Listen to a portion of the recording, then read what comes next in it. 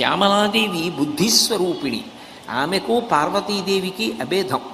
అందుకని ఆమెను నాకు కుమార్తెగా రమ్మని మాతంగ మహర్షి తపస్సు చేసి వరమడిగాడు. ఆయన అంత తపస్సు చేశాడు కాబట్టి మాతంగ మహర్షి యొక్క కుమార్తెగా వచ్చింది కాబట్టి మాతంగి అని పేరు పెట్టుకుని వచ్చింది. అందుకే కాళిదాస మహాకవి అమ్మవారు ప్రత్యక్షమైనప్పుడు మాణిక్య వీణాం ఉపలాలయంతీం మదాలసాం మంజుల వాగ్విలాసాం మహేంద్ర నీలజ్యుతి కోమలాంగీం మాతంగ కన్యాం మనసా స్మరామి అంటాడు. ఓ మాతంగ కన్యా, నిన్ను మనసా స్మరించుచున్నాను అంటాడు.